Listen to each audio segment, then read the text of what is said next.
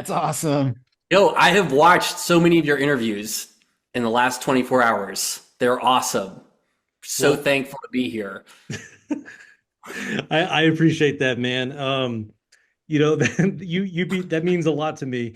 We have But nothing more to add. That's Everyone else it. interviewed is way This is a cooler great than us. interview. Yeah, Yeah. This is well, can you guys share a little bit about how the film originated and ultimately what inspired you to create the film? It's you kind of like a combination of genres, so I'm kind of yeah. curious to see like where that brainchild, if you will, kind of came from.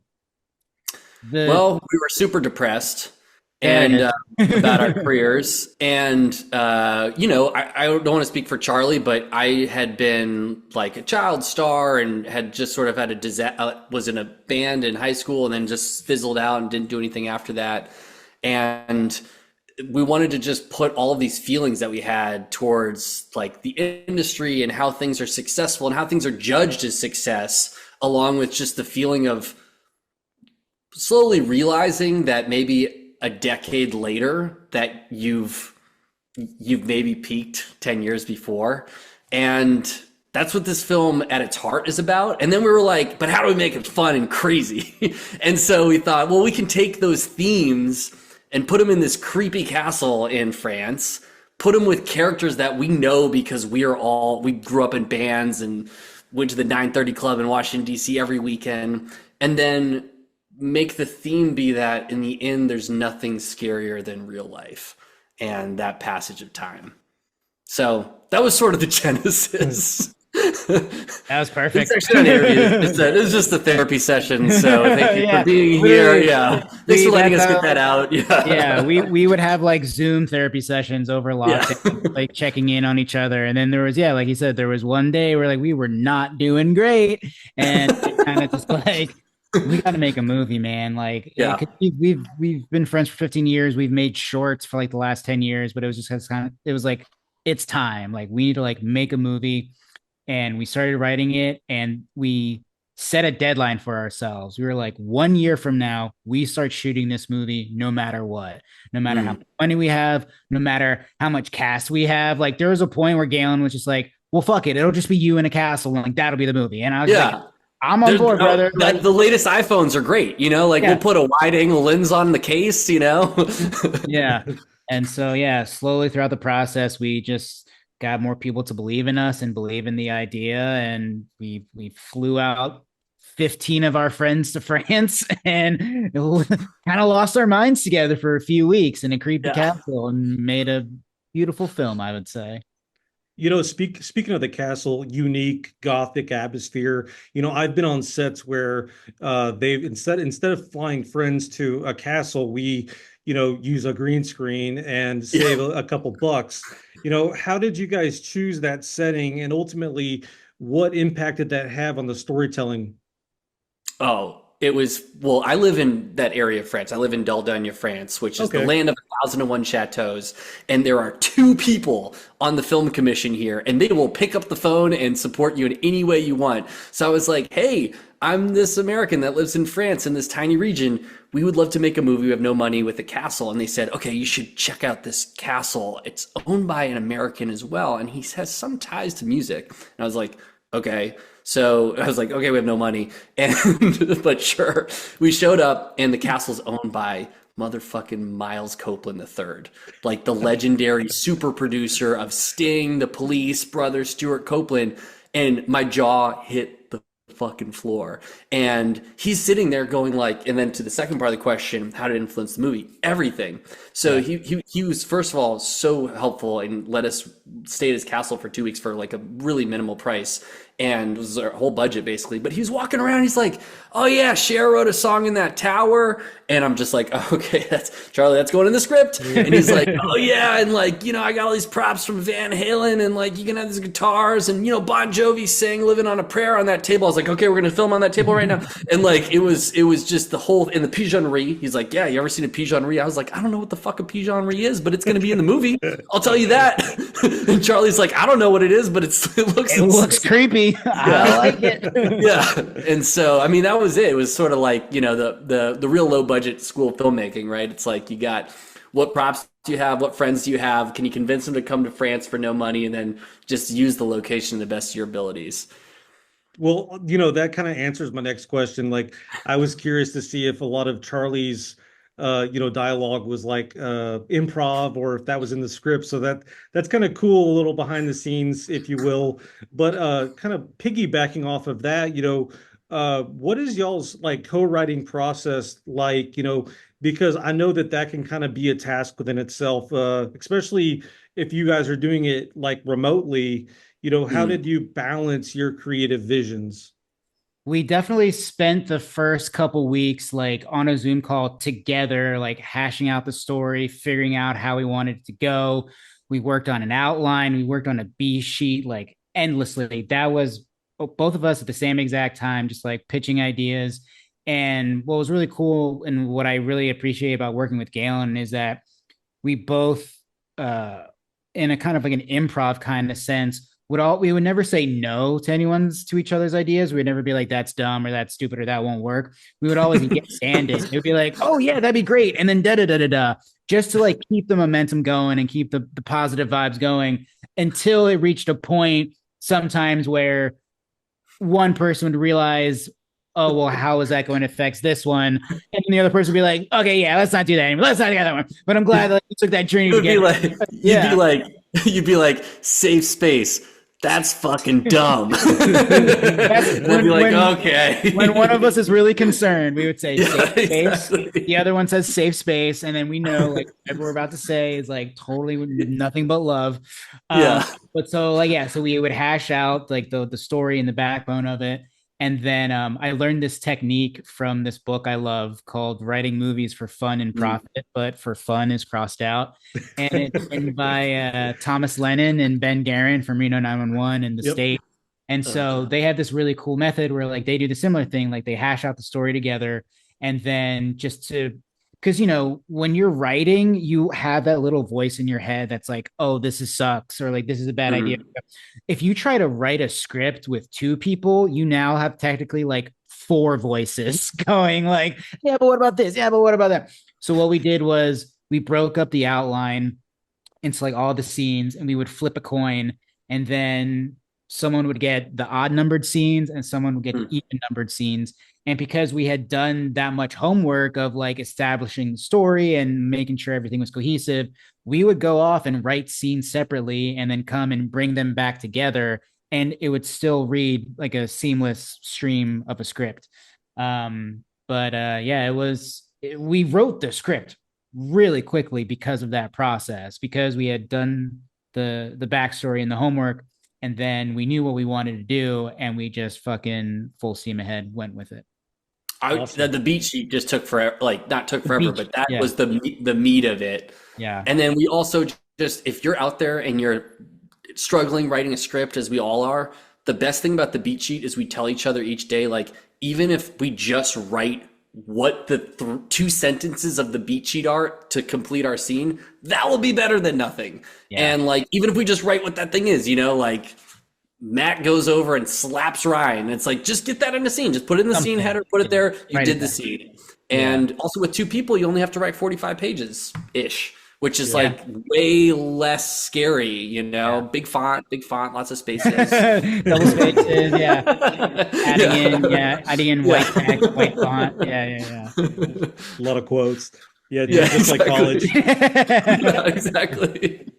Galen would write these like 5 paragraph scene descriptions, and I'm just like, Yeah, exactly. One line of dialogue. for Yeah. one point, I was like, I don't think we need this, but go off, King. But Like, I look, like it it. sounds beautiful. Yeah. Yeah. Well, another thing I really liked about the film, and I talked to a couple of the cast yesterday. Oh, I sweet. like that you guys worked with, or at least integrated, actual musicians. I feel like Oh, that was yeah. like such a smart move on your part, because that transition of them like learning the songs and kind of being able to play the instruments, I'm sure kind of saved a lot of time. How close were you guys to the, I'm sure you were right there with the casting process, but like how much did that play into getting this a group of eclectic kids together, because it was like a who's who of indie film, and I thought that was really really cool as well. First of all, that is so awesome. Thank you Yeah, for even thank saying that. And I bet the cast is thrilled. And then we're going to have to put that on the poster. The who's who of the indie who's film who of indie is done. film. Stanley, we're changing the whole marketing right now. Okay? We This gotta is have what an we're emergency rolling call. with. Yeah.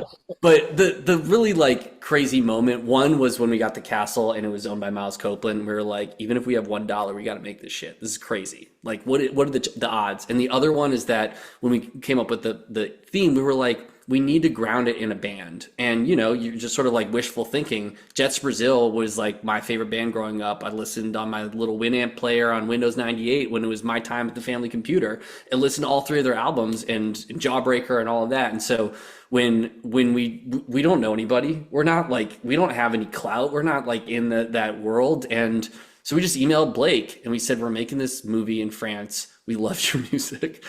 Can we use it in the movie? Can we use the Jets Brazil songs? And he didn't write back. And then after a couple follow-ups, he wrote back. He's like, yeah, I've been surfing in Costa Rica. And yeah, man, make some magic with this shit. And we were just like, oh, okay, we got to make this movie. We have to make this movie. And then Charlie, you can talk, about how everybody movie was a musician. So I was just say it was just a very lucky coincidence that everyone in the cast is already a musician themselves. I'm in a band in real life with Timmy, who plays Timmy. Ryan and Timmy were in a band at some point, and Ryan is just like very talented prolific drummer, musician. Like he's all around talented. And then Allie, who plays the drums, is a singer and guitar player in her own punk band called Mermaid Island. Mermaid Island. And what was crazy was that like Allie had never played the drums before, but she was so determined to like learn and get it down pat. And that, going back, it came in handy when we were in to record the songs, because pretty much every single guitar and bass track in the movie is actually Tim playing everything. Yeah. We had some of our friends, Pat Mertens, Jason Min, come in and do some other guitar tracks. And then a good buddy of ours, Jordan Richardson, who we met during Bandslam 15 years ago. So it's just really nice, a kind of full circle. And we recorded everything at Adam Lazarus' studio in North Hollywood, who was the like music supervisor producer on Bandslam as well. And did like clap your hands, say yeah, like all these huge Tango. He's like, these are just people we know, right? Yeah. Like we don't know anybody else in the industry. And they were like, fuck yeah, you got Jets Brazil, you make an indie movie, like I'm the guy. And everyone was so on thankful. Board. Yeah, so grateful. Yeah. Well, yeah, and I really liked that this film kind of played into the music, but the horror element as well. And it's, once I kind of saw who was attached, I really wasn't sure what to expect until I sat down to watch the trailer. And so like, were you guys always planning to make a horror film, or was that something that just kind of evolved when you sat down to make the script or work on the script? That's a great question. That's a really good question. Are you guys familiar with the movie Creep?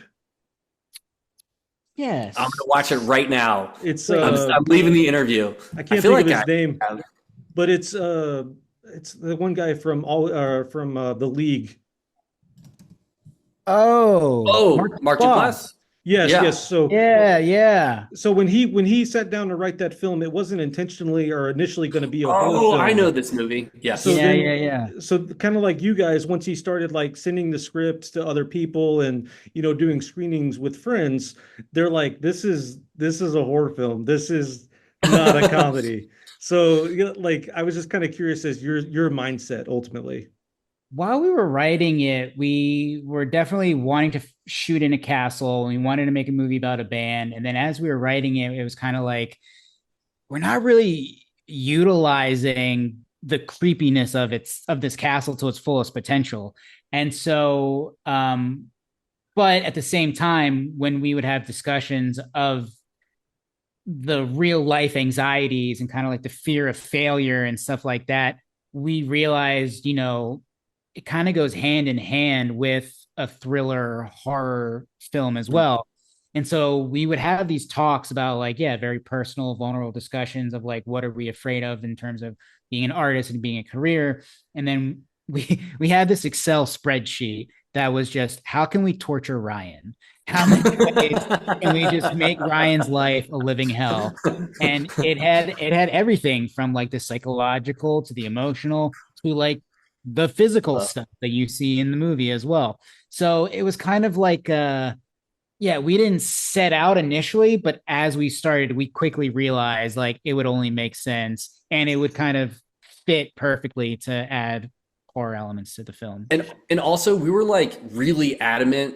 We were in the wilderness only just following our gut, which is why the movie is like so many different genres and voices, because we were not trying to like write a genre and then like, kind of like flip the genre. It was just like, we're going to just write our weird original shit.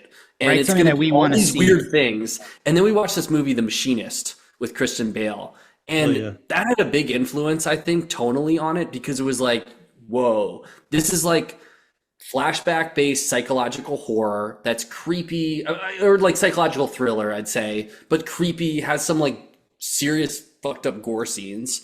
And like that was sort of like, okay, we can, that makes sense. So maybe we can lean a little bit there. And then we did have one friend who did read the script and wrote back and was like, dude, you have this castle and you have all these people who are angry and depressed.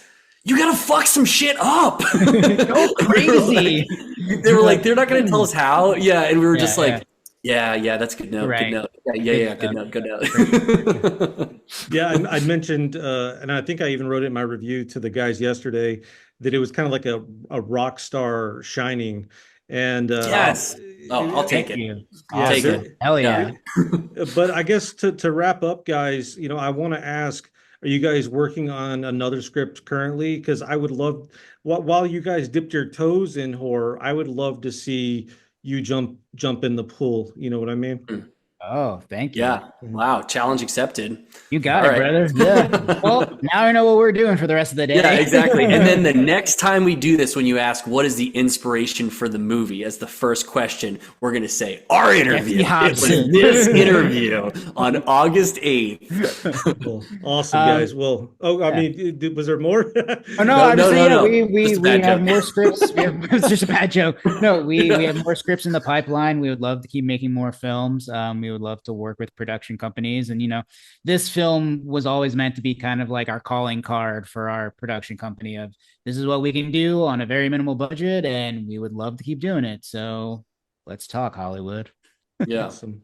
Well, preparing for this, I really enjoyed kind of digging into you guys' career. Like Charlie, obviously I know my mom got me into Hung, and I really enjoyed that. And then That is awesome. I've never heard that sentence before, and That is so good. that's perfect. I love it. I love it. And then Galen, I wasn't honestly familiar with you, but once I kind of realized, your track record, and then obviously this conversation as well, I have to end all of this by saying, man, I am a fan. So if you Dude, you are guys, so kind. if you ever need a grip or like I can throw up on command, just let me know. Dude, you are going to be on the next You're flight to in. France when we Yeah, do our next film. Okay. Dude, this is so awesome. Thank you for taking the time and just Yeah. chatting with us. Like, we're so humbled that you even watched the movie. So this is awesome. Yeah, we Awesome. really appreciate it. Well, cool. That's all I got, man. CineDump lets the doers know how they're doing, and y'all are doing just fine. Thanks again. Crushed it. Thanks so much, man. Jesse. So nice to chat with you. Yeah, that was a blast.